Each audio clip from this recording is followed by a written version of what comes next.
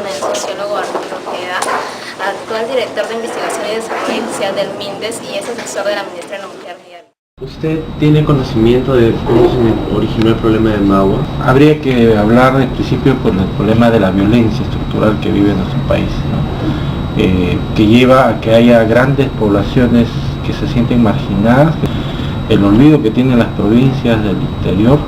Amazonas es la región que, a pesar de todo el crecimiento que ha habido en el país, no ha visto en verdad reducir la situación de pobreza.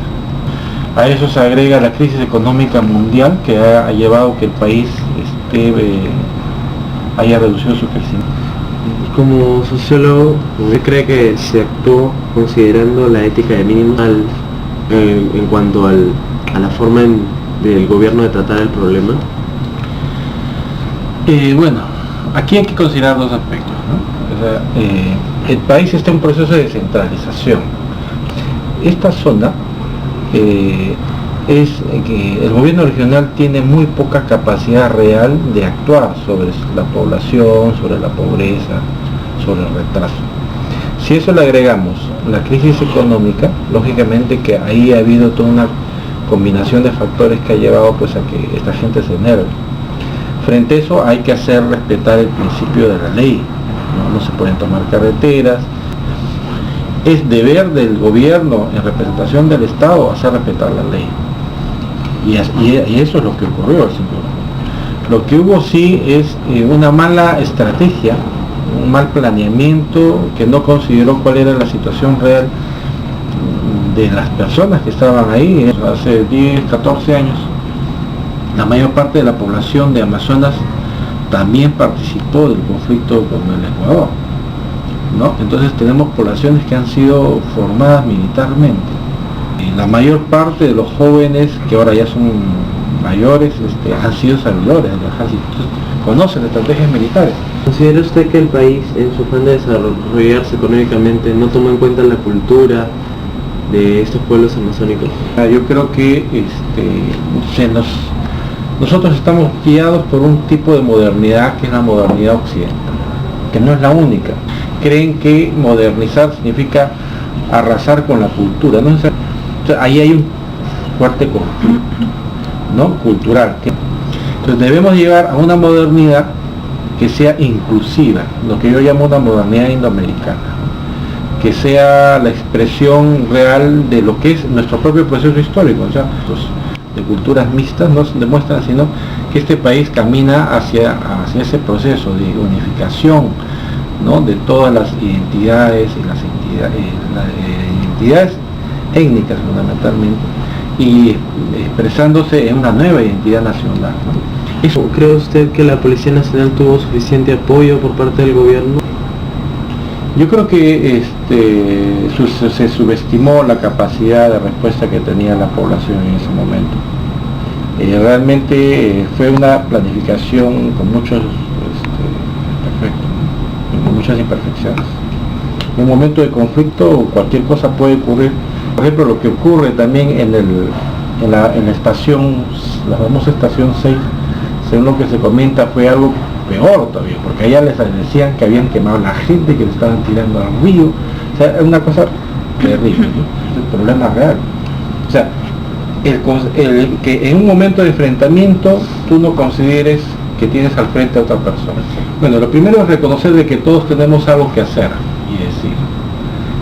Segundo, que la cultura no se mide por el grado de riqueza material, ¿no? Que al contrario, en nuestro país surgió una cultura que ya sabemos que es milenaria, que fue capaz de darle y contribuir mucho a la civilización, y eso hay que reconocer. A continuación ingresaríamos en el congresista del Partido Aprista, César Samaeta, y le queríamos preguntar, desde su punto de vista, ¿cómo fue que se originó este problema en Magua? Bueno, lo que pasa es que el gobierno del presidente García, pretendiendo ordenar el aprovechamiento de los bosques naturales de la Amazonía para que no se siga produciendo esta depredación indiscriminada, esta deforestación indiscriminada, sacó sendos decretos legislativos para poner orden a eso. pero estos decretos legislativos no tienen que ver absolutamente nada con las tierras de las comunidades nativas. Esas tierras son inembargables, imprescindibles. O sea, ¿qué soluciones plantearían para llevar al fin este? bueno, ya se ha instalado una comisión de diálogo con los auténticos representantes de los nativos, con los APOS, y la primera medida ha sido derogar dos decretos legislativos, el 1090 y el 1064, y a partir de ahí trabajar una nueva legislación concordada con ellos para que tenga vigencia. Y estoy seguro que en esa nueva legislación de nuevo vamos a garantizar absolutamente de que no se van a tocar las tierras de las comunidades campesinas y nativas si es que no hay consentimiento de ellos. ¿Y cómo afectaría esto a la imagen del país y económicamente? Bueno, lo que han hecho pues es vender al mundo vía la información una cantidad de mentiras y falsedades, en decir que habían muerto 500 nativos, que a los nativos les habían enterrado, les habían tirado al río, le habían masacrado. Total cantidad de mentiras, que hubo un genocidio. Más bien por el contrario, murieron 24 policías y lógicamente 10 nativos, que lamentamos por esa muerte. Y entonces esperamos que el conflicto se pueda resolver muy pronto. Yo espero que sí, tiene que en democracia todo es posible.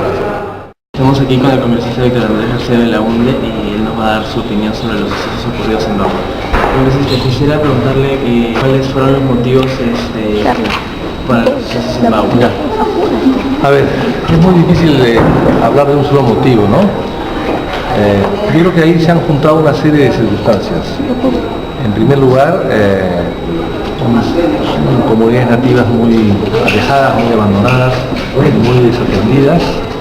Por otro lado, el progreso que está llegando a esas zonas a través de las carreteras que se han construido, entre ellas la carretera Belaunde, hecha por el pueblo de Belaunde, les ha llevado un tipo de modernidad que ellos no captan, no digieren, un tipo de modernidad que lejos de llevarles los principales servicios le está llevando problemas. Y finalmente lo que ha sido, a mi modo de ver, la chispa que ha explosionado esto es el hecho de legislar sobre asuntos vinculados a ellos sin consultarles.